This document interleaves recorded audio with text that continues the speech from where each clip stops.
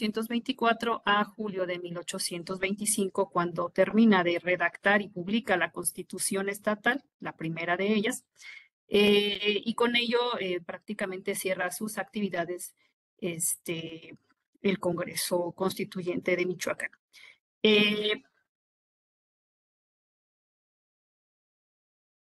A ver, permítanme.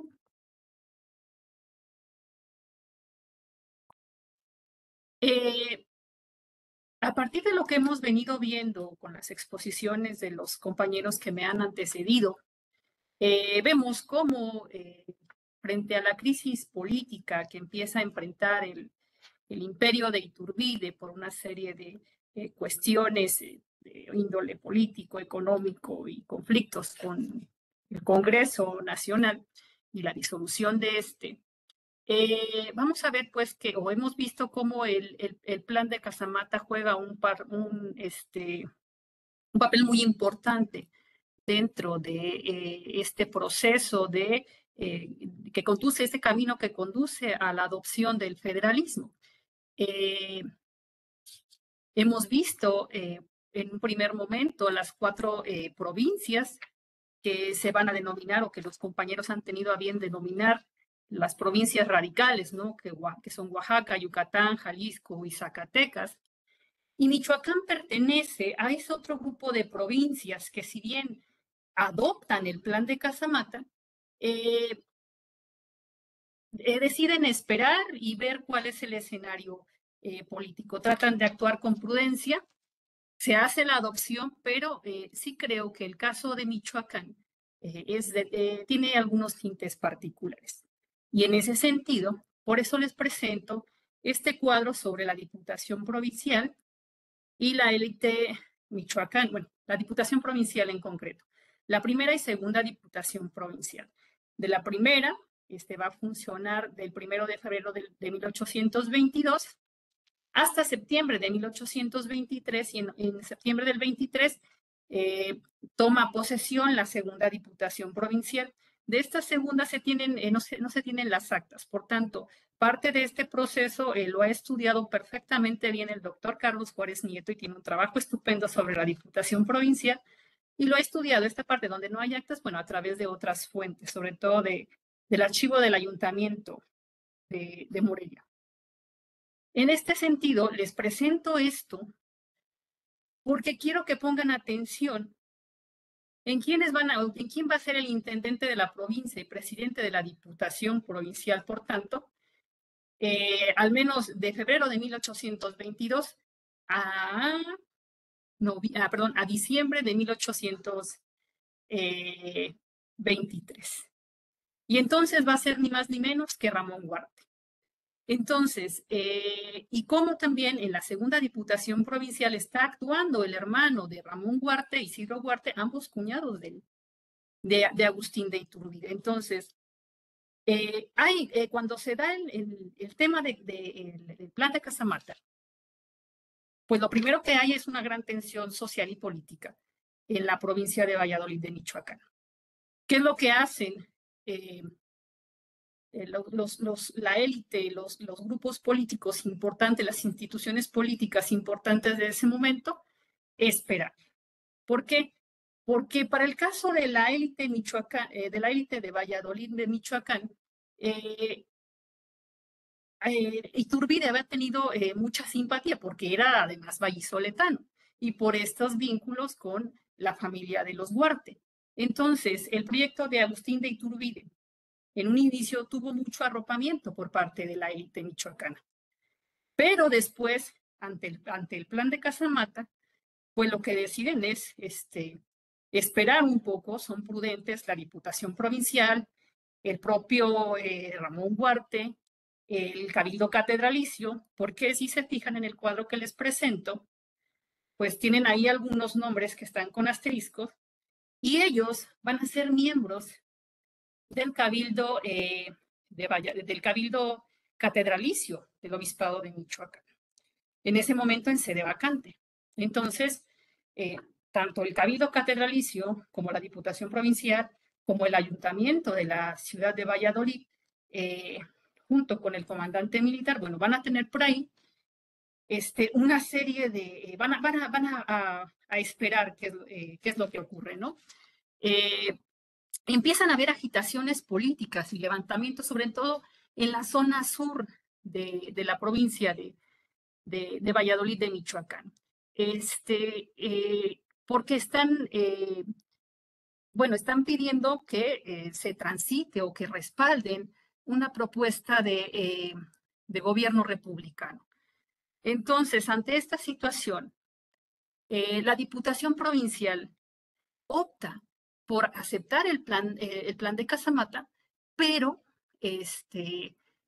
con la justificación, aún teniendo como el presidente de la Diputación al cuñado de Agustín de Iturbide, bueno, optan por tomar esta decisión de adoptar el plan de Casamata para evitar la desunión, guerras intestinas, la inestabilidad política al interior de la provincia. En ese sentido, pues era un hecho que Ramón Huarte era quien lideraba a los iturbidistas en la provincia, y después de la abdicación y todo lo que ocurre, bueno, pues Ramón Huarte y los iturbidistas pues son de alguna manera, digamos que convencidos, ¿verdad? Por Mariano Michelena y José María Couto, para buscar otro tipo de representación política.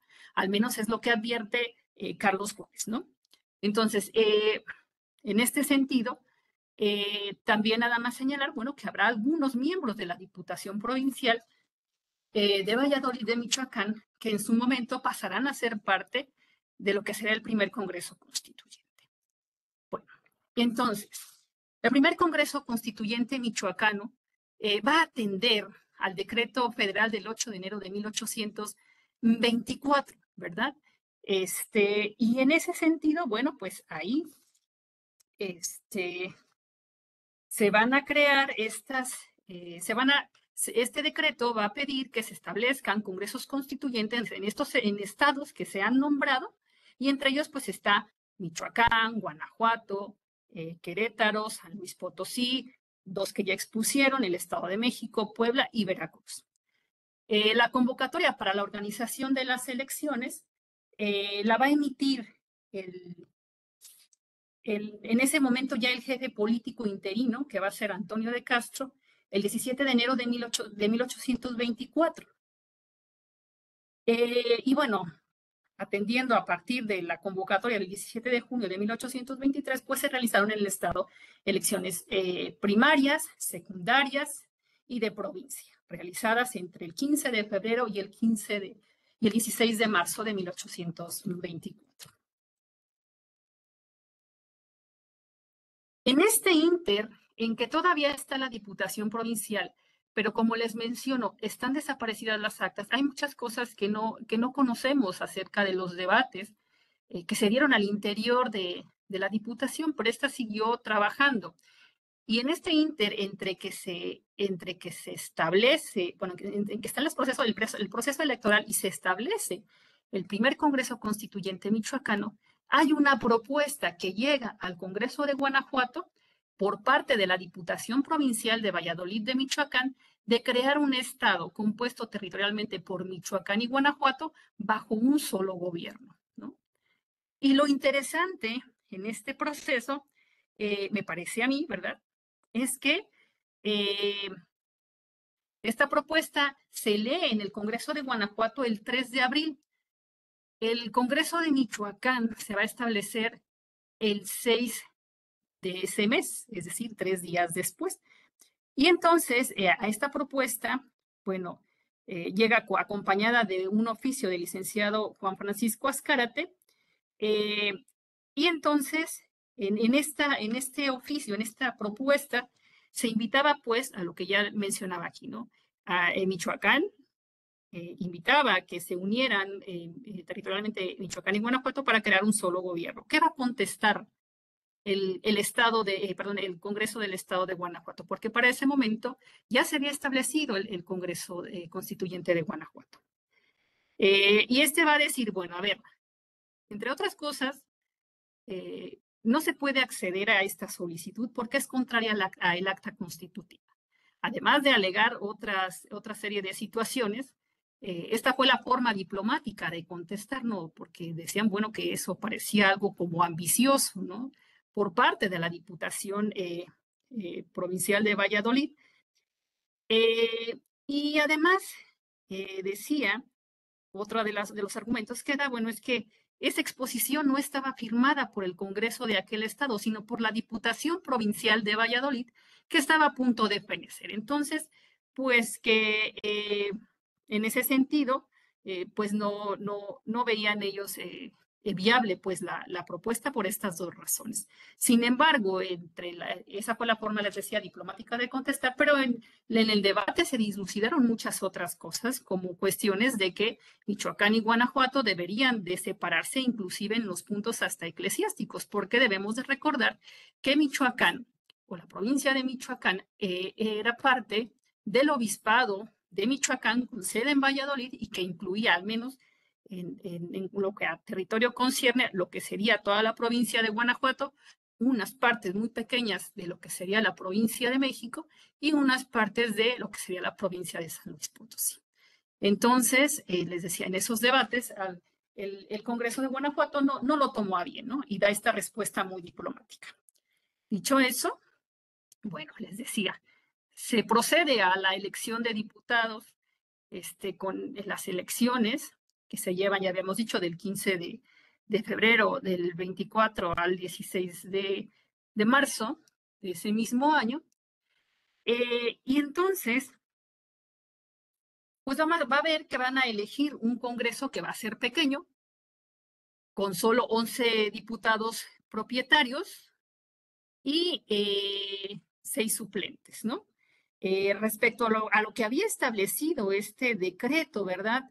Del 8 de enero de 1824, bueno, decía que por esta ocasión se iban a formar los congresos constituyentes que se estaban marcando en ese decreto, por máximo 21 propietarios, mínimo 11, y respecto a los suplentes, un máximo de 7 y un mínimo de 4, ¿no? Entonces, dada la decisión que tomó en su momento la Diputación Provincial, pues tenemos este escenario. Entonces, vamos a ver que en este orden fueron electos, ¿no? El bachiller José María Rayón, que va a ser eclesiástico, pero que tiene una vida muy interesante, y no sé si el doctor Moisés esté por ahí, ¿verdad? Pero pues él era hermano de José Ignacio Rayón, ¿no? Uno de los importantes líderes de los primeros momentos de la Revolución de Independencia, que sigue teniendo mucha importancia y que cobra mucho poder después también de la independencia. Y bueno, José María Rayón era un hombre casado con hijos, que participó en la insurgencia al lado de sus hermanos, pero que después se indulta porque tiene algún problema, pierde la razón, es lo que se argumenta en los expedientes, en ese tránsito en viuda. Yo no ubico muy bien los tiempos, pero bueno, después termina ordenándose sacerdote y para este momento pues ya es sacerdote. Y va a ser el primer, así como es el primer electo diputado al Congreso Constituyente, pues va a ser el primer presidente del Congreso Constituyente de Michoacán. Tenemos a Juan José Martínez de Legarza, que será un militar naturalista y literato, que fue miembro de la Diputación Provincial. Tenemos a Isidro Huarte, que será cuñado de Iturbide, iturbidista en ese sentido, y también miembro de la Diputación Provincial. El bachiller Juan José Pastor Morales, que era adepto a la insurgencia, era eclesiástico también, un hombre muy rico e ilustrado de la época, adepto a la insurgencia, iturbidista, que después de las decisiones que tomó el emperador, bueno, él se fue alejando y fue abrazando más este proyecto republicano, y fue miembro de la segunda Diputación Provincial también. Tenemos al licenciado Antonio Macías, quien su elección fue anulada, desconozco ya el momento por qué. Tenemos a Juan Fonserrada Soravilla, que era propietario rural, comerciante, Pedro Villaseñor, militar, insurgente, miembro también de la Diputación Provincial, José María Jiménez, abogado, Manuel González Pimentel, propietario rural. Paulín, se desconoce. José Trinidad Salgado, que será propietario rural y también insurgente. Tenemos al bachiller Juan Manuel de la Torre Lloreda como de los primeros diputados suplentes, que va a ser eclesiástico, simpatizante de la insurgencia y que se va a caracterizar por ser muy buen orador. Y también al ser muy buen orador, bueno, dio varios discursos en ciertos momentos importantes para el Congreso, pero también es de destacar que frente a la coronación de Iturbide, pues también él dio un sermón y por ahí está consignado en algunos documentos. Entonces también era simpatizante con la insurgencia, pero también cercano al proyecto de la insurgencia. Manuel Mariano Menéndez, desconozco hasta el momento cuál sea el nombre que corresponde, y se desconoce también a qué se dedica.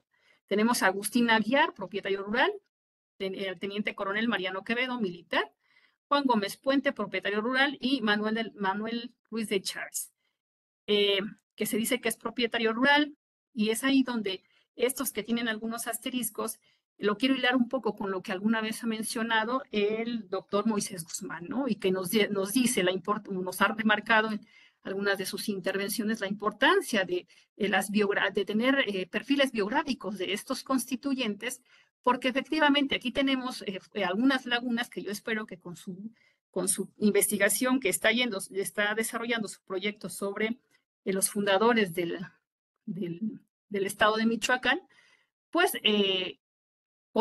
seguramente su obra contribuirá notablemente a mejorar el conocimiento y los perfiles de estos diputados. Este proyecto que está coordinando junto a Gerardo Sánchez Díaz. Bueno, a grosso modo, eso va a ser lo que vamos a tener en el Congreso de Michoacán.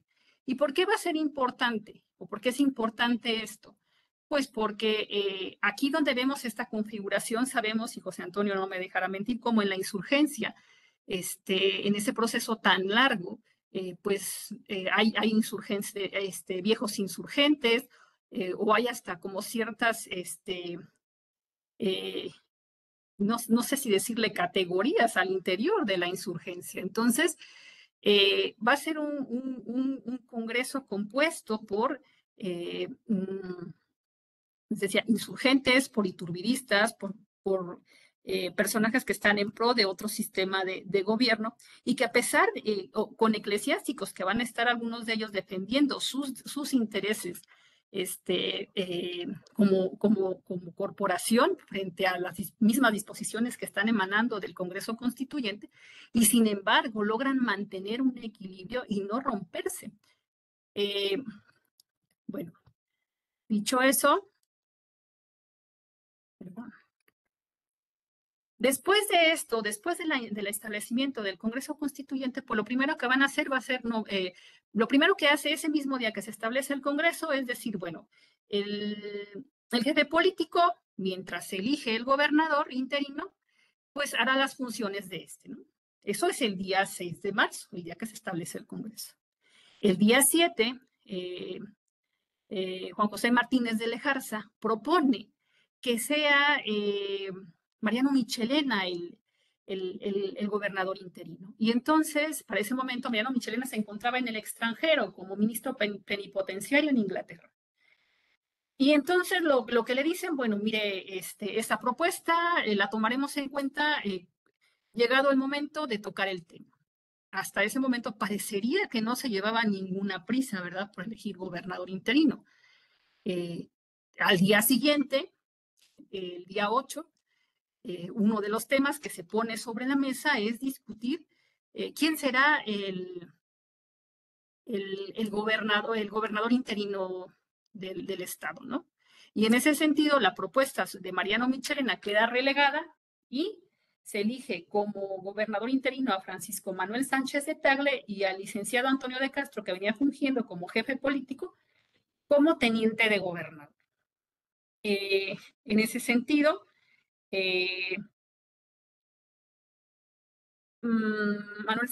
Francisco Manuel Sánchez de Tagle no toma posesión del cargo.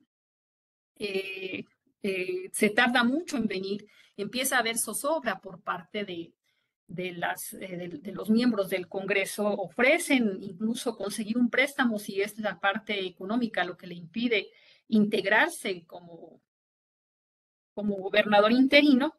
Y finalmente él termina enviándole una carta que llega a través del teniente de gobernador hacia el 9 de julio del 24, en el que dice, bueno, que por una serie de situaciones que son ajenos a él y que interceden con negocios o implican los intereses de terceras personas, pues que renuncia al cargo, que no puede venir a tomar posesión del mismo. Y en ese sentido, bueno, se determina el 17 de julio de ese mismo año, bueno, pues a propuesta de José Pastor Morales, dando una serie de excelentes referencias sobre Antonio de Castro, bueno, pues lo propone que él se quede ya con el cargo de gobernador interino, ¿no? Sin que se nombre un teniente de gobernador o que se nombre un vicegobernador. Y aún así, Francisco Manuel Sánchez de Tagle siempre tuvo una buena relación con el Estado, porque más de alguna ocasión fue nombrado diputado al Congreso Nacional por parte del Estado de Michoacán. Pero además, para ese momento, él también estaba muy vinculado a la política del Estado de México, en donde incluso fue nombrado vicegobernador de ese estado por estas épocas también.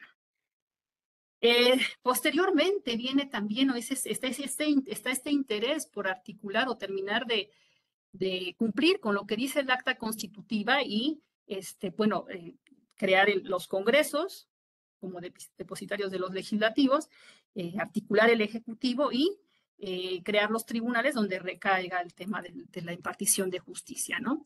Y entonces, el Congreso Constituyente decreta sobre el mayo de 1824 la formación del Superior Tribunal de Justicia, o también llamado Audiencia del Estado de Michoacán, con 2 salas que iban a estar encargadas de las cuestiones civiles y de lo criminal. Pero ¿qué ocurre? Nombran a los ministros, pero varios de estos ministros no están en la ciudad, y otra cuestión es la parte económica. Entonces, en lo que se incorporan, en lo que hay algunos que no se integran, en lo que las economías del Estado no dan lo suficiente, el tribunal terminó instalándose en el mes de octubre de 1824. Y esto abrió también una serie de debates de entonces, ¿quién debía de ejercer las atribuciones que correspondían a este Superior Tribunal de Justicia respecto a la impartición de la misma? Mientras se articulaba. Y entonces decían, bueno, pues es que yo creo que corresponde al gobernador. Y entonces entraban en ese debate de que 2 poderes no podían estar depositados en una misma persona, ¿no?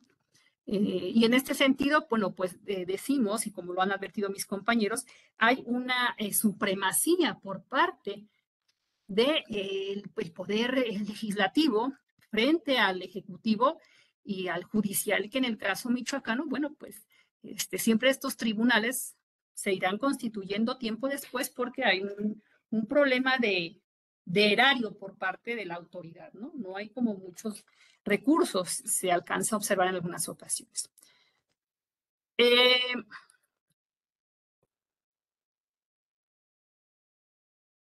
Respecto a la división territorial,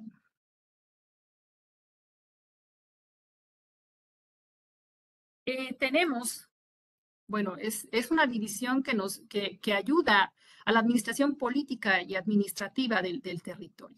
Este mapa lo he tomado del libro de Orden y Desorden de Jaime Hernández, la división territorial de 1825, en donde el Estado queda dividido en 4 departamentos: el Departamento del Norte, el Departamento del Sur, el Departamento del Oriente y el Departamento del Poniente. A la cabeza en cada departamento debería de haber una capital del mismo donde residiría un prefecto.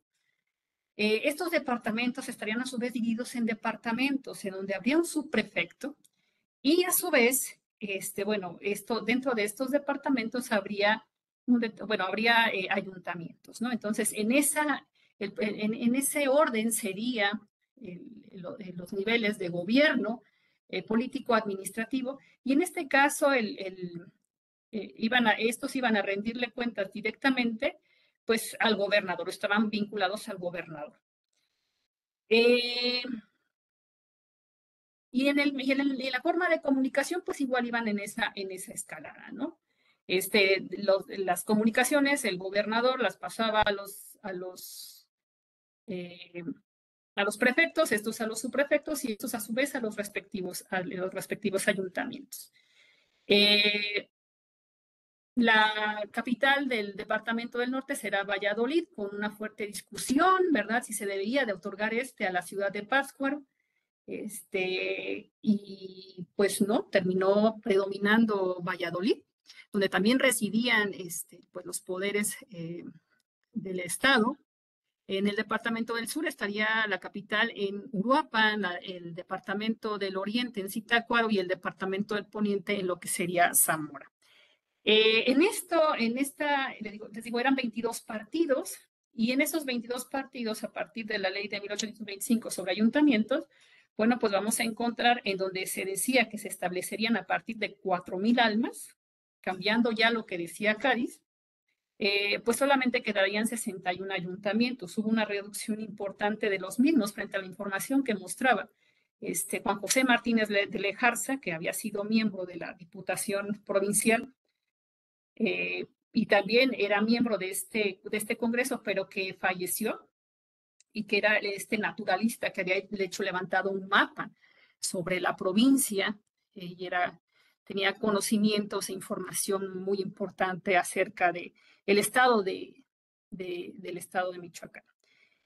Y bueno, les decía esto que ya un poco también había señalado, me parece que Carmen, ¿no? Esta idea de ir reduciendo ayuntamientos, porque parecía una diáspora del poder, y porque cada región quería, o cada población, perdón, quería tener su ayuntamiento, y esto estaba generando problemas muy grandes, sobre todo en el aspecto, y vinculado también con el tema de la justicia, porque iban a ser, en un momento determinado, antes de que se decidiera otra cosa, iban a ser los encargados los alcaldes primeros de los ayuntamientos de los partidos, los que iban a formar o iban a estar a cargo de los autos de cabeza y este tipo de procedimientos en primera instancia de los casos judiciales. Y si tomamos en cuenta que tardó en establecerse también la segunda instancia con el tema del Superior Tribunal de Justicia, pues vemos un escenario complicado, ¿no? Entonces, a grosso modo, eso era lo que estaba ocurriendo administrativa y políticamente en lo que es el estado de Michoacán.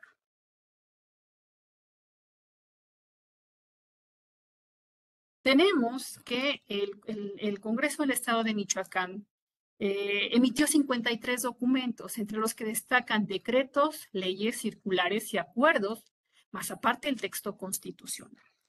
¿Y de qué nos van a hablar estos documentos?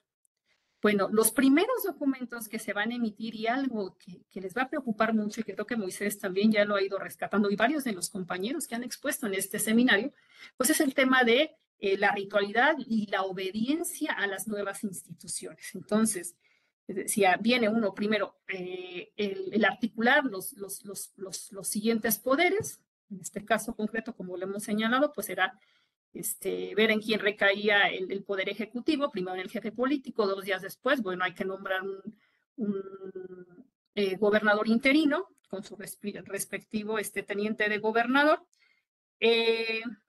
Y mientras tanto también se decía, bueno, las autoridades que están ahorita, bueno, pues siguen ocupando sus cargos, ¿no? Mientras se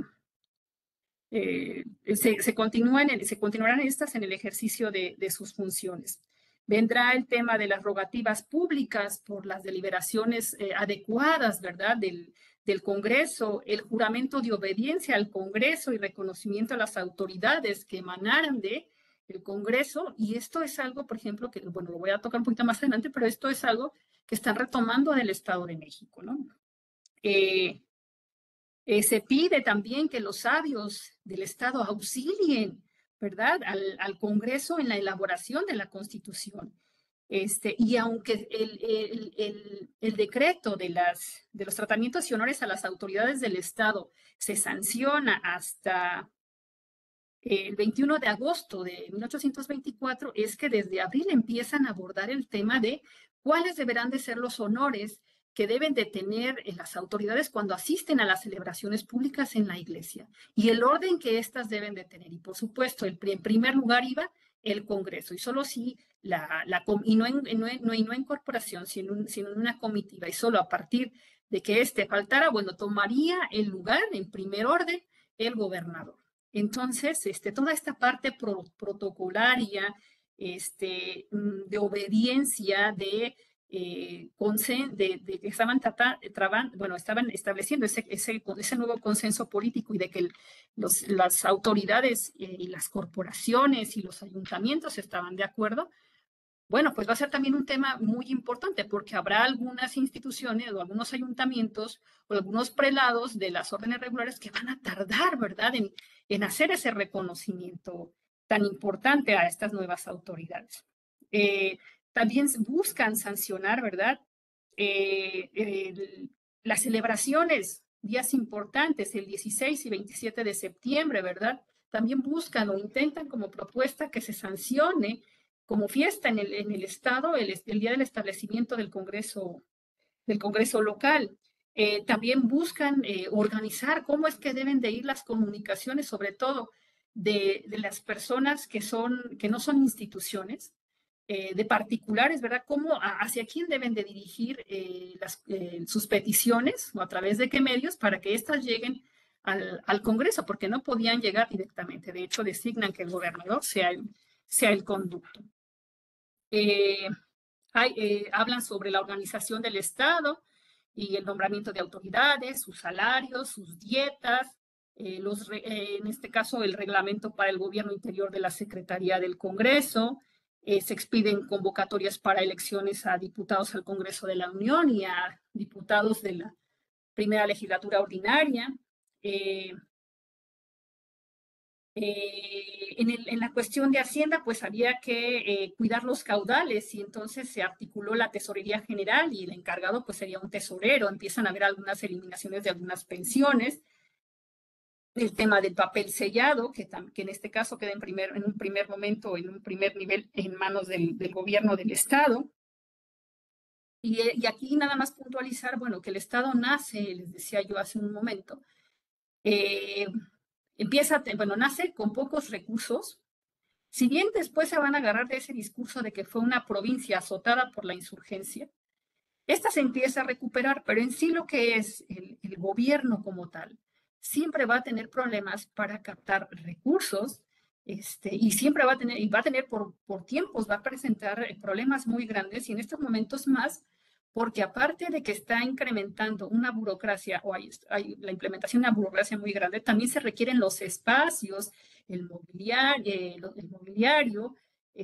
para establecer estas nuevas instituciones y a estos nuevos funcionarios. Entonces, le cuesta trabajo al erario público michoacano, bueno, empezar a sacar todo esto. Entonces, en este caso, van a empezar a echar mano u ojo, o en este caso va a ser muy atractivos los diezmos, ¿no? Que eso ya no es algo que voy a hablar aquí, pero que sí nada más lo señalo. Hay varios decretos vinculados a la cuestión de la impartición de justicia, el tema de los jueces, los tribunales, algunos decretos que se jalan de las Cortes de Cádiz, ¿no? Y los ayuntamientos también tienen algunos decretos muy, muy importantes. Finalmente, y para ir en la última parte que yo quiero abordar, es qué referentes están tomando los diputados michoacanos para la legislación que están emitiendo y para la constitución que están creando, ¿no? Y en ese sentido, bueno, tenemos por un lado la legislación, y tenemos de Jalisco van a retomar el reglamento interior del Congreso de Jalisco. En el Estado de México, el juramento de obediencia y reconocimiento a las nuevas autoridades e instituciones que emanen de ellas, y del reglamento sobre la organización de ayuntamientos, Cabe aclarar, bueno, que estos los retoman y sobre todo esto del juramento de obediencia y el reglamento sobre la organización de ayuntamientos, bueno, le hacen sus modificaciones y adecuaciones pertinentes, ¿no? Son conscientes que no pueden llevar o aplicar una legislación de otro estado completamente aplicarla a Michoacán. Le hacen sus ajustes, pero sí están tomando algunos reglamentos y algunas disposiciones que están emanando de otros estados. Y respecto a la Constitución, bueno, enuncian el caso norteamericano, sobre todo bueno, una de las veces que lo mencionan es cuando hacen el tema de la reelección, ¿no? Y por ahí surge la duda de si los diputados debían reelegirse. Entonces dicen, bueno, pues que en Estados Unidos, en el país del norte, bueno, pues aplica y es aceptable, entonces y no debería de ponerse ninguna restricción al respecto, ni debería de causar ningún sobresalto en este caso. La Constitución de Cádiz será otro de los aspectos que estarán ahí, otra de los documentos que ellos estarán viendo constantemente. La Constitución de Jalisco, la Constitución del Estado de México, la Constitución de Querétaro, de Yucatán y de Veracruz. Y en este sentido, les decía, por ejemplo, en abril del 24 se adopta el decreto, les decía, del juramento a la obediencia y reconocimiento del Estado de México con sus respectivas modificaciones. También les decía, se adopta el reglamento de Jalisco y aquí ya Jaime Olvera nos ha dicho que él no ha encontrado el reglamento interior del Congreso, ¿no? También hay una intervención que se me hace a mí interesante de los diputados González, Villaseñor y Salgado. Hay una propuesta que dicen, bueno, que el tema de la designación de la Ciudad de México como lugar de residencia de los poderes federales, esta debería de someterse a consulta. De hecho, es una propuesta que emana y que genera controversias al interior del Congreso Constituyente michoacano, donde uno de los diputados inclusive dice, bueno, yo no veo ningún problema. En todo caso, a ver, por muchos siglos, o sea, fue la capital del virreinato, etcétera, etcétera. Y en todo caso, bueno, el Estado de México puede buscarse otra capital como Toluca, ¿no? Y a final de cuentas, más allá de esas disposiciones, bueno, dicen, a ver, a partir de la facultad séptima del artículo 50, pues que esto sea examinado por las dos cámaras, pero además que se consulte o que esta decisión sea ratificada por los estados. También les decía, se adopta pues el reglamento sobre la organización de ayuntamientos que ha emitido el Estado de México con sus respectivas modificaciones. Y respecto al proyecto constitucional, pues tenemos en algunos, por ejemplo, en el caso de la introducción de la Constitución, que ellos quieren abrir con el nombre de Dios y bajo los auspicios de Dios omnipotente, trino y uno, autor supremo y legislador de la sociedad. Bueno, dicen, a ver, por ahí algún diputado dijo, bueno, y que se agregue, ¿verdad? Cito, y de Jesucristo, tal como lo había consignado la Constitución, el Congreso de Zacatecas en su Constitución. O en abril del 25, cuando se trató sobre el Consejo de Gobierno y se buscaba consignar en la Constitución y decía, no pueden ser consejeros, no pueden ser consejeros los diputados. Entonces decía por allá algún diputado, bueno, eso es algo superfluo, ¿se entiende? Si uno de los primeros cargos es ser legislador y los demás, o sea, y después de ahí en importancia, pues el consejero de gobierno tiene una importancia menor, es superfluo que se ponga esto, ¿no?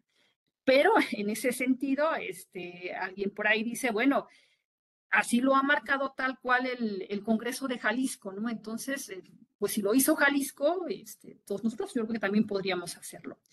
En abril, sobre las obligaciones de los ciudadanos de obedecer a las autoridades, cumplir leyes y sostener la religión y la libertad del Estado, en donde había una división de obligaciones o planteaban que este párrafo, perdón, hablaba de que había una división de obligaciones de estos ciudadanos. Unas tenían que ver con las que estaban vinculadas a la federación y otras las propias que marcaban cada una de las constituciones de los estados, pues decían que debería de hacerse, ¿no? Esta división, porque ya varias constituciones la habían hecho, ¿no? Y entre ellas estaba la de Yucatán, y hasta leyeron el artículo, ¿verdad?, que decía esta parte. También cuando hablaban sobre la integración de las salas del Supremo Tribunal de Justicia, que sería la tercera instancia, hacen alusión, bueno, que quizá por las características cabría o sería más viable que se adoptara o bien el proyecto que había presentado Jalisco o que había presentado la legislatura de Querétaro, ¿no? En el tema, por ejemplo, de la atribuciones del Poder Ejecutivo, hablaban sobre el ejercicio de la exclusiva, que querían darle esa atribución al gobernador y querían ponerla o que pasara al texto constitucional en los términos que prevenía la ley orgánica del Estado de México. Si bien en ese momento la legislatura, porque ya también los ánimos estaban un poco caldeados, había una serie de situaciones, en concreto en el Congreso del Estado de Michoacán, sobre el tema de que el Congreso quería ponerse atribuciones sobre la manutención del culto, y querían poner manos sobre el tema de la inmunidad eclesiástica, y luego todavía querían agregar al gobernador que ejerciera la exclusiva. Entonces dijeron, mira, no son tiempos para tocar este tema, hay que esperar un poco, hay que ser pacientes y en su momento se toque más adelante, ¿no? Y finalmente, sobre el tema de la inmunidad eclesiástica, que está en medio de esto que les acabo de mencionar, ¿no? Que decían si la inmunidad eclesiástica debía considerarse al interior o contemplarse al interior de la Constitución dentro del artículo sobre la religión católica. Y entonces un mismo eclesiástico, Juan José Pastor Morales, dijo, bueno, que él creía que no debería de consignarse en la Constitución, que en todo caso debía de consignarse el tema del santo asilo, pero consignarlo en la parte del Poder Judicial, así como lo había puesto, bueno, en el caso concreto de Veracruz, pero él había puesto en su Constitución la prohibición de la expresa inmunidad del asilo. En caso contrario michoacano, pues querían poner, bueno, que se aceptaba la inmunidad del santo asilo.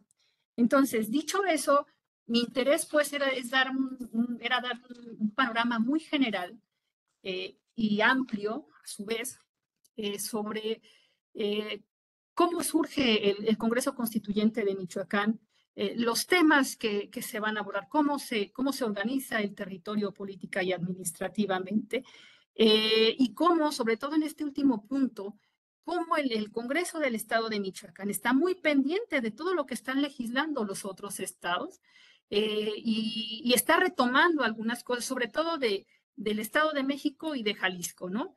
Y en su constitución, bueno, pues a la hora que está redactando su constitución, tiene a la mano estos otros proyectos constitucionales o constituciones de otros estados. Eso sería todo de mi parte. Muchas gracias, Nelly. Realmente también, al igual que con Carmen, María del Carmen Salinas, tenemos un muy buen ejemplo de cómo analizar un Congreso Constituyente, ¿no? Y en ese sentido, pues, se va reafirmando las maneras, metodologías, historiografías de entender un Congreso, que a final de cuentas, pues, esa es parte también, no nada más del seminario, sino también plantear como historiadores cómo estamos viendo, pues, esto del primer ejercicio del federalismo. Y si me permite, yo tendría varios comentarios para un poco abrir a todos los demás que quieran participar. Uno, qué interesante, Nelly, lo que planteas entre exrealistas e insurgentes. Tal parece que, y esa es una pregunta, que no hubo estas adscripciones, digamos, muy fuertes, violentas, incluso de guerra civil, entre insurgentes y realistas, y más en Michoacán, que fue una de las zonas que tardó muchísimo en pacificarse, en el sentido de que los realistas pues expulsaron muy tarde, no está Moisés ahora, pero expulsaron muy tarde. Y cuando tú destacas insurgentes, y yo pondría también realistas, pues tal parece que el Congreso, y más que la Diputación, el Congreso se convirtió en un lugar de negociación entre estos grupos políticos, ¿no? Hay que destacar mucho que hasta donde sé, pero me gustaría ver tu opinión, no hubo debates álgidos por ascripciones de la guerra, insurgentes y realistas. Entonces, tal parece que el Congreso también fue una institución que ayudó a consensos después de la guerra de independencia. Entonces, eso me parece interesante. Lo otro que también me pareció muy interesante fue lo de los 4,000. Carmen sabe mucho más para el Estado de México. También Guanajuato trató de tener como referencia al Estado de México de los 4,000 habitantes para fundar un ayuntamiento. Y en ese sentido, Nelly, me gustaría ver si en las actas también se toca el tema de lo que va a implicar aumentar a 4,000 habitantes, no 1,000 como señalaba Cádiz, sino 4,000 habitantes, sobre todo para las zonas indígenas. Michoacán, cerca del 70-80%, tú me dirás, Nelly, pues es una población indígena la gran mayoría. Y entonces, para las comunidades indígenas, tener su cabildo y transformarse en ayuntamientos, pues es fundamental. Y en ese sentido, y lo último es el obispado. O sea, realmente es una sede obispal. A veces se nos olvida que los congresos tuvieron que hacerse un lugar en medio de un campo político que estaba muy copado. Y ahí el obispado de Michoacán tiene como sede directamente Valladolid de Michoacán. Entonces, mi pregunta es si hubo en ese sentido de las ceremonias, enfrentamientos con el cabildo eclesiástico, de una manera de reafirmar que el Congreso ahora era el eje central de la vida política. Pero bueno, si quieren, hay más. Eduardo, inmediatamente le damos la palabra y si quieres después empezamos contigo, Nelly. Eduardo, adelante. Sí, pues fascinado por la exposición y quisiera también hacer un par de preguntas relacionadas con ese periodo de transición. La primera es si hubo alguna figura fuerte en Michoacán, como lo fue en Jalisco o en Oaxaca, si hubo algún caudillo o algunos grupos que tuvieran una importancia en los debates del Congreso o en la implantación del federalismo en Michoacán. Y va la segunda pregunta relacionada con eso, con los grupos políticos o con las facciones que había, tanto en el Congreso como en general en los primeros años del establecimiento del Estado de Michoacán. No sé si ahí el caso de las masonerías como los yorquinos y los escoces hubo un poquito más en esos debates o no lo fue. Poniendo como contexto el caso del gobernador Antonio Castro, si la memoria no me falla, que había sido electo en agosto de 25 y renunció en 27 por la oposición a las leyes de expulsión de españoles. Si quieres, Nelly, empecemos con eso, ¿te parece? Perfecto. Bueno, sí, fíjate que este tema de ser el Congreso como espacio de negociación, de verdad no lo había yo reflexionado hasta que Moisés hablaba la sesión pasada, ¿no? Y como decía, hay de insurgentes a insurgentes, ¿no? Y tú pones aquí en juego, obviamente, los realistas y después vienen, además de eso, pues los perfiles hacia nuevas propuestas de gobierno, ¿no? Y por eso yo inicié pues con estos cuadros de la Diputación Provincial y ver cómo estaba el cuñado de Iturbide al frente y que eso pudo derivar en cualquier otra cosa, pero que de una manera muy mesurada supieron llevar la situación a que esto no se desbordara. Y digo que sí veo como un espacio de negociación y de mucho consenso y de mucha prudencia, me parece a mí, porque cuando volteamos a ver el segundo congreso, perdón, el primer congreso ordinario, pues empezamos a ver ahí sí fuertes pugnas con el gobernador y empezamos a ver a Salgado en calidad de vicegobernador y el tema de, bueno, un poco ya a lo mejor contestándole, o sea, indirectamente contestándole a Eduardo, el tema de las logias masónicas que ya estará más presente ya 25, 26, 27, ya estarán más fuertes y en ese caso José Trinidad Salgado va a cobrar una relevancia muy importante, junto también con Martín García de Carrasquedo, miembro también del Cabildo Catedralicio, ¿verdad? Entonces, y otros personajes, pero sí veo cómo no hay enfrentamientos, o sea, veo que primó la mesura y la prudencia al interior y aún en temas muy complicados como cuestiones de diezmos, cuestiones eclesiásticas, esto que tú has dicho, ¿no? De si había enfrentamientos en esta cuestión de las de cuando los asistían las autoridades civiles a la iglesia y todo lo que se les tenía la pleitesía que se les tenía que rendir, pues claro que hubo conflictos en ese sentido con el obispado, ¿no? Llegó un momento en que el Cabildo Catedralicio argumentaba que esas atribuciones que se querían dar las nuevas autoridades eran en calidad de vicepatrono, y al no estar negociado en ese momento el patronato, pues eso no se podía ejercer.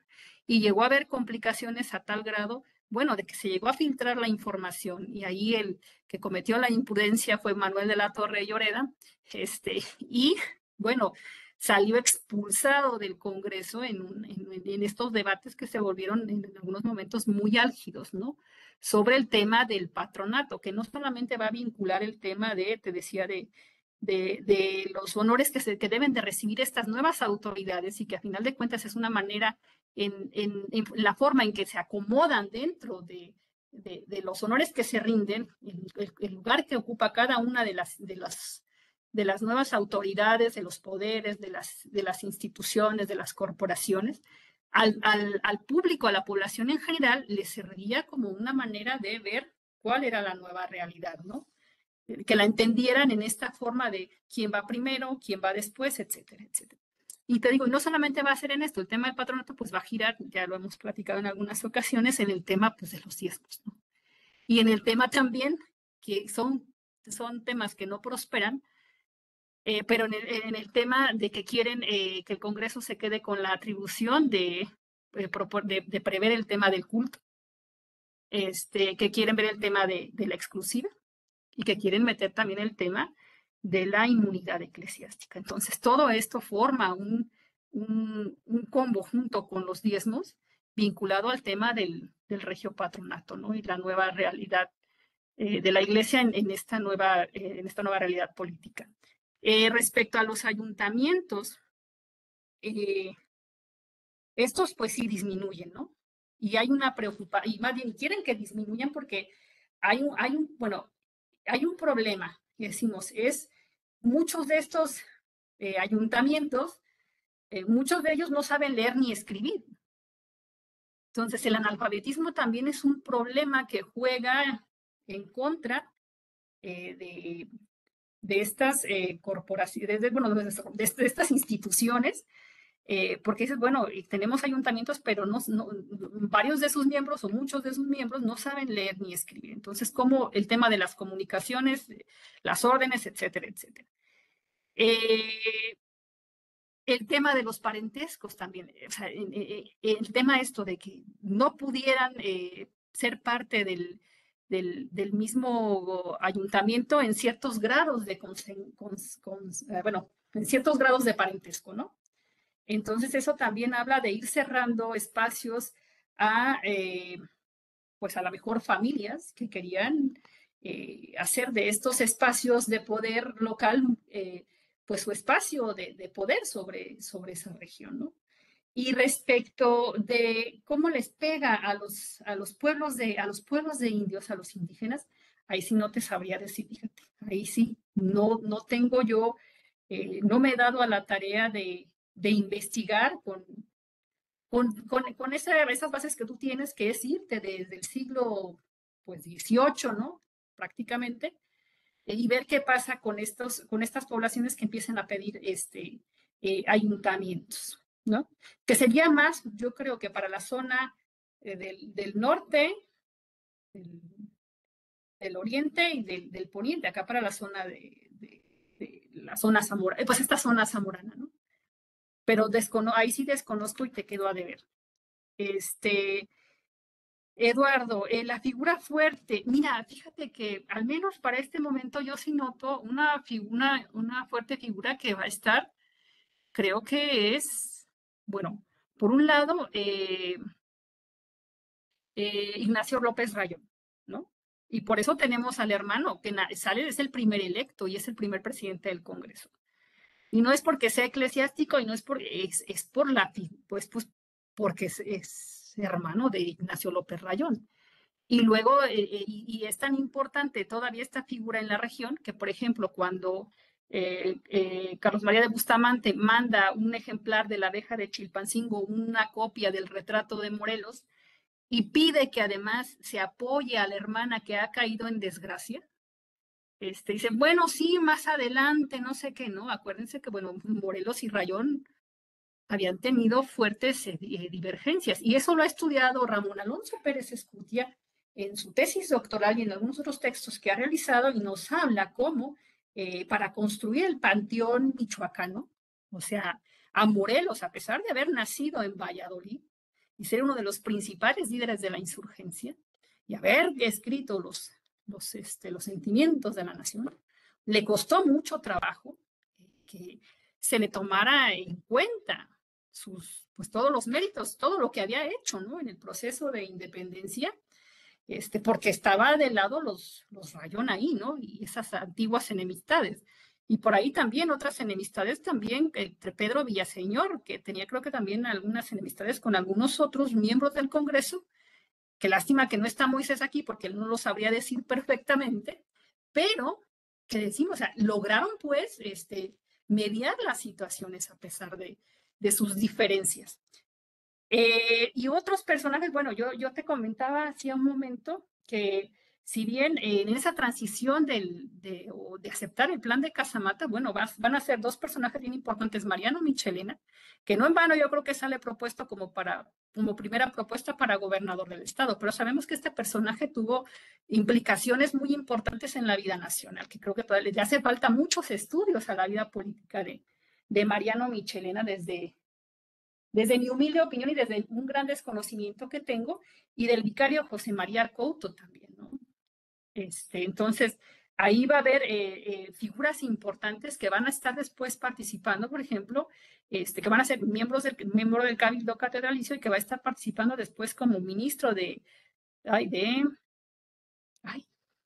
asuntos eclesiásticos, ¿cómo se llama el otro? Ministerio de Justicia y Asuntos Eclesiásticos, ¿no?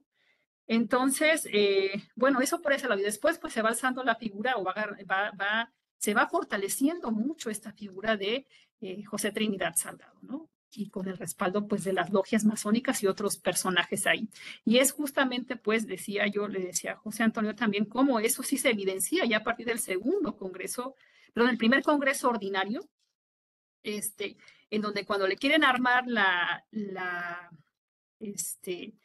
quieren formarle causa al gobernador por incumplimiento constitucional de un montón de cosas, uno de los diputados de ese congreso pues argumenta, ¿no? Que se le ha montado una persecución al gobernador porque se cree que ha conferido los empleos más importantes a los antiguos insurgentes, ¿no? Entonces, bueno, en ese sentido, ahí sí no hay mesura y ahí sí también fueron, creo que bastante radicales las siguientes legislaturas porque a Antonio de Castro no logran formarle juicio político, deciden que no porque también ya la situación está complicada. Pero a José Trinidad Salgado sí le arman, el gran jurado dice que sí procede y le abren su expediente judicial con todas las de la ley, ¿no? Siendo gobernador del estado. Entonces sí hay estas figuras que se van fortaleciendo, pero también decíamos, hay los congresos o las legislaturas tienden a ser relativamente fuertes, al menos en las primeras de ellas, ¿no? Y quieren someter y tienen este temor a que los ejecutivos se conviertan en déspotas, ¿no? Arbitrarios y demás. Te agradecen mucho, bueno, Gustavo Herón Pérez. Gustavo, muchas felicidades. Se nota la complejidad de enfoques y de fuentes que son resueltas con mucha habilidad. Encuentro algunos puntos coincidentes. El interés por el territorio, por ejemplo. Eso sí va a ser uno de los temas, Nelly, que va a ser horizontal a todos los congresos. Cómo organizar el espacio.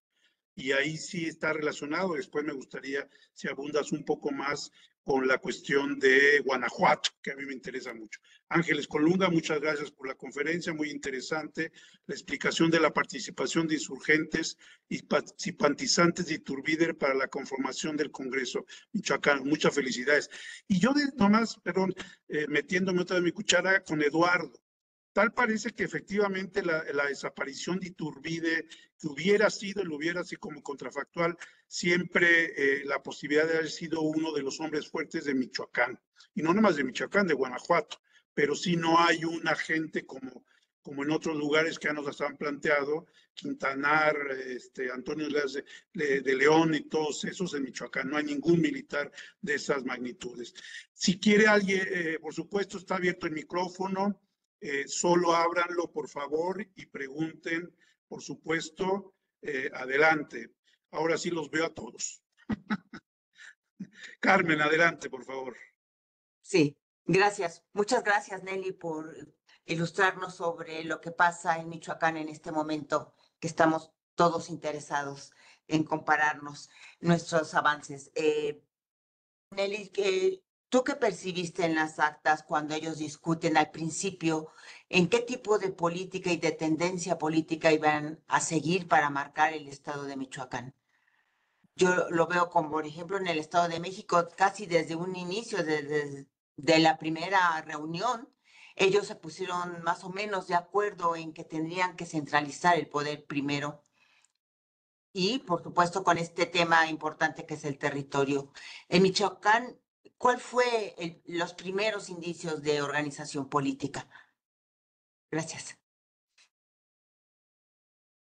Y yo, si me permite, nada más añadiría de una vez, Nelly, lo del obispado. O sea, esta relación Michoacán, Guanajuato, San Luis Potosí, realmente a veces se nos olvida que el obispado es realmente la unidad natural, mental incluso, para todas estas personas. La creación de los estados, sí están las provincias, las intendencias, pero la gran mayoría es el obispado como un espacio común, para decirlo así, ¿no? Y la respuesta de Guanajuato, me gustaría si lo puedes ampliar más, un poco diciendo también con Carmen lo del territorio, cómo se va, pues eso, haciendo un estado, una entidad federativa. Bueno, en este caso, en el caso concreto de Michoacán y Guanajuato, cuando piden crear, o Michoacán propone, la Diputación Provincial de Michoacán propone que se una en un solo estado. Te decía, aquí la referencia que tenemos, bueno, es lo que llegó al Congreso de Guanajuato, porque la Diputación Provincial de este periodo no tiene actas. Pero una de las muchas cosas que se ponen a discutir es el tema, bueno, dicen, es que, a ver, Michoacán ha de querer que nos hagamos un solo estado en parte porque los diezmos, pues, a ver, ahí hay diezmos y hay diezmos de mineros, o sea, no es cualquier diezmo, ¿verdad?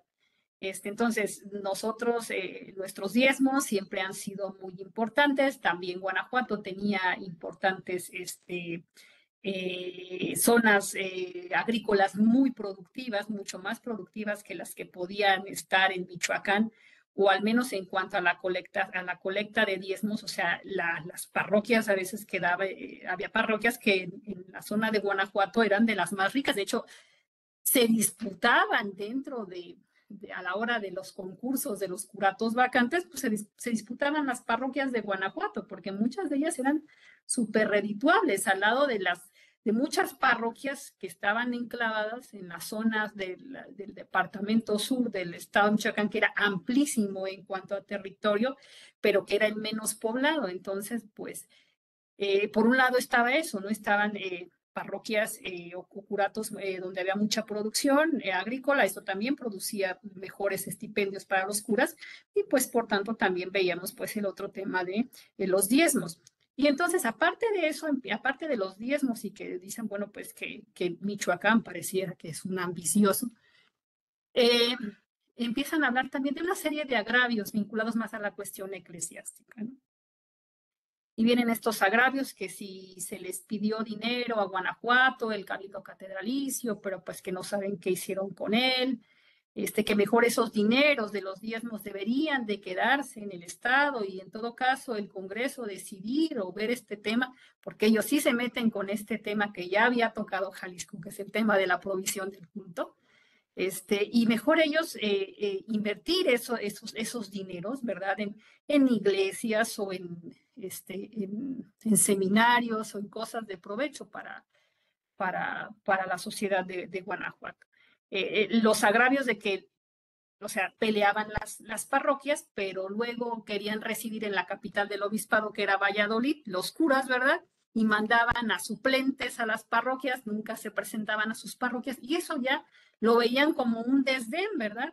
Entonces, estos eran algunos de los elementos que estaban ellos argumentando y decían, bueno, es que como están las cosas, en todo caso, deberíamos, o sea, no deberíamos ni siquiera de pensar en unirnos en Michoacán políticamente hablando, ni territorialmente hablando, y deberíamos de buscar la separación en la parte eclesiástica, ¿no? Y aquí el tema, bueno, lo que decíamos es el gran Michoacán, que lo van acotando, ¿verdad? Como surge en el siglo XVI, ese gran obispado de Michoacán, que le van quitando pedacitos, pero que todavía para este periodo tiene o abarca importantes espacios, inclusive un pedacito del Estado de México, algunas parroquias, y que a final de cuentas, como tú bien lo dices, o sea, articula toda una cuestión muy importante vinculada hasta cuestiones patrimoniales, ¿no? Testamentarias que se quedan pendientes, adeudos a la iglesia y que están vinculados pues a población de todo el obispado, independientemente de la provincia, ¿no? El tema de los arrendamientos de los diezmos,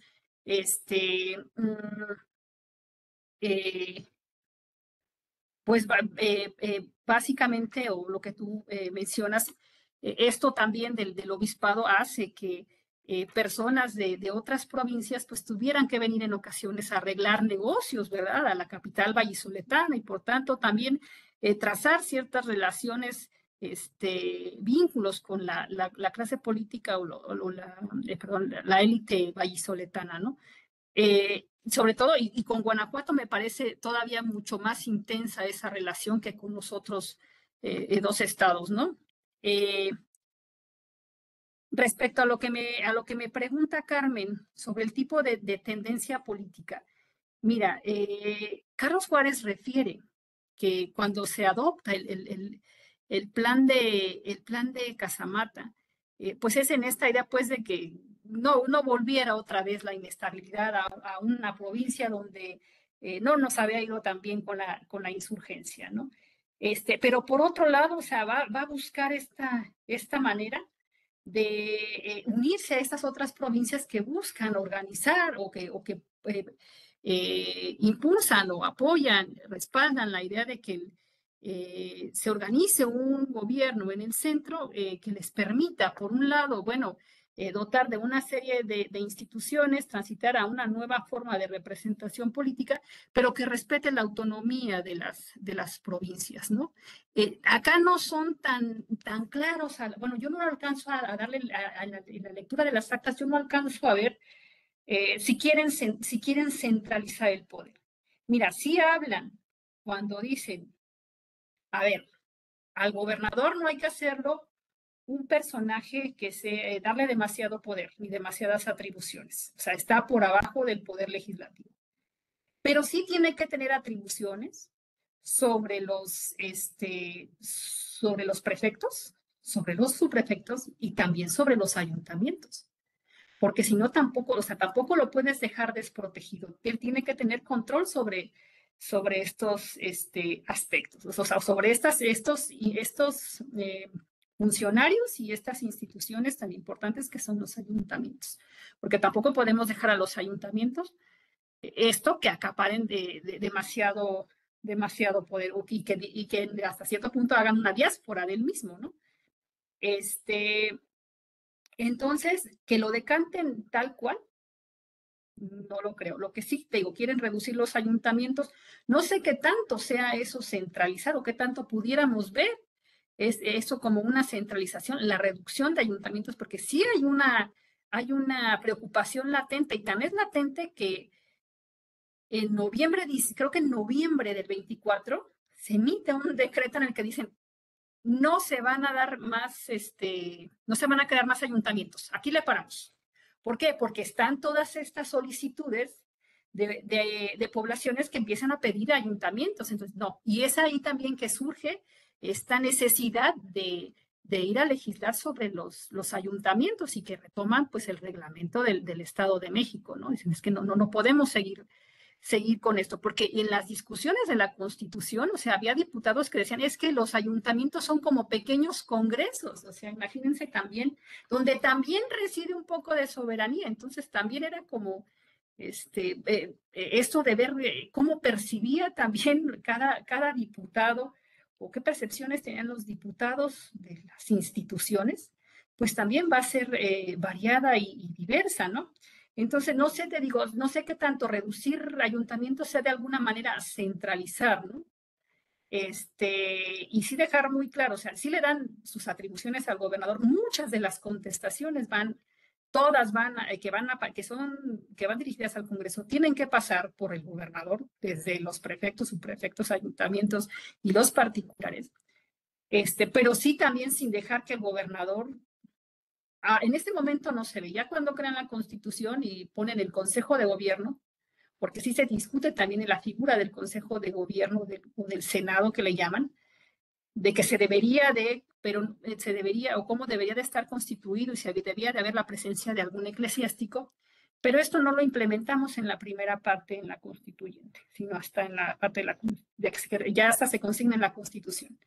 Entonces te digo, no sé si esto sea verlo desde esa naturaleza, Carmen, descentralizar el poder, o al menos sí de quitarles espacios de poder a ciertas regiones o a ciertas poblaciones, ¿no? Bueno, no sé si con eso contesté. Sí, cómo no, Nelly. Carmen, pues si alguien más quiere comentar algún tema, aprovechemos a Nelly. Si no es así, si no abre su micrófono. Sí, Eduardo, adelante, Eduardo. Sí, se me estaba olvidando algo bien importante. Este año se cumplió también el bicentenario del fusilamiento de Agustín de Iturbide. Y ya que estamos hablando de Michoacán, ¿sí hubo alguna reacción por parte de las autoridades locales o eclesiásticas ante la noticia? ¿Si celebraron la decisión del Supremo Poder Ejecutivo o de alguna manera pues se mantuvieron en silencio y después protestaron por esa decisión? Del fusilamiento, en ese momento, sobre el fusilamiento de Iturbide, sobre la noticia. Fíjate que eso yo no he tenido oportunidad de rastrearlo. Eso quien lo ha trabajado, y me imagino que lo está trabajando muy bien, porque de hecho hubo un evento hace unos días, pero yo no tuve la oportunidad, no pude por cuestiones de tiempo asistir, es Joaquín Espinosa. Entonces seguramente él sí ha recabado todo esto, porque de hecho el Instituto de Investigaciones Históricas de la Michoacana organizó un evento justamente sobre la conmemoración del 200 aniversario del fusilamiento de Iturbide, ¿no? Una vida bastante compleja también, un personaje muy, muy complejo en estos mundos, en estos tiempos muy cambiantes. No, y además los Huarte, que sí continúan independientemente de que le maten a Iturbide. En Michoacán continúan siendo unas figuras, pues, hasta muy entrado, ¿no, Nelly? La familia Huarte, su poder político, su poder económico, no disminuye, o no sé qué, la pregunta sería, ¿qué tanto disminuye sin nada más y nada menos no tener a Iturbide, ¿no? Al interior de ahí. Pues lo que pasa es que yo lo que veo es que brincan, o sea, sí, Huarte se queda en esta legislatura en la primera ordinaria, no recuerdo si entra en la cuarta o la tercera, no recuerdo ahora, no tengo claro, pero también lo estamos viendo participando en el legislativo nacional representando a Michoacán, entonces habrá que ver que se mueven hacia otras esferas. Y aquí yo creo que también, no sé para otros casos de otros estados, pero algo que yo sí veo para el caso de Michoacán es que no hemos analizado qué están haciendo nuestros representantes, nuestros diputados, nuestros senadores allá en México. En México. Sí, abres un tema realmente que será, pues en otro momento, una reflexión de los diputados. Carmen lo decía muy bien, la relación entre la ciudad, Gustavo, no, hay muchos temas que están abiertos. Pero bueno, si les parece, vamos cerrando esta sesión. Pues muchas gracias, Marta, de nueva cuenta, por darnos este espacio. No, pues qué felicidad tenerlos aquí, es un lujazo, porque sí hemos estado haciendo una reflexión de cada una de estas regiones, pues cada una de por sí interesantísima, porque las complejidades que se muestran son bien distintas entre sí, ¿no? Bueno, y en el caso de Michoacán, pues la cercanía con estos vecinos, Guanajuato especialmente, pero bueno, esta relación que tiene con los vecinos circundantes le da una connotación diferente. Y bueno, todo el antecedente histórico de dónde salen los principales participantes de la independencia, o sea, es una complejidad por donde uno le busca. Y la iglesia, nuevamente, el tema de la iglesia es fundamental para poder entender lo que pasa con la historia de Michoacán. Entonces, pues bueno, yo agradezco muchísimo, además, una exposición, Nelly, verdaderamente ordenada y muy bien documentada por los diferentes temas que fuiste tocando, te lo agradecemos muchísimo. Y bueno, pues no nos queda más que despedirnos y agradecerles su presencia, recordándoles que el próximo miércoles 31 de julio, que ya es el último del mes, tendremos ya la 9ª charla de este seminario y para ello vamos a tener la presencia de la doctora Adriana Corral Bustos y del doctor David Vázquez Alguero. Ellos vienen del Colegio de San Luis con la ponencia El Congreso Constituyente de San Luis Potosí. Entonces, sin más, los esperamos la siguiente semana. Muchas gracias a todos por estar aquí, por acompañarnos y estamos pues en contacto en unos días más. Buena tarde. Hasta luego. Gracias, buenas tardes. Hasta luego. Hasta luego, buena tarde. Buena tarde.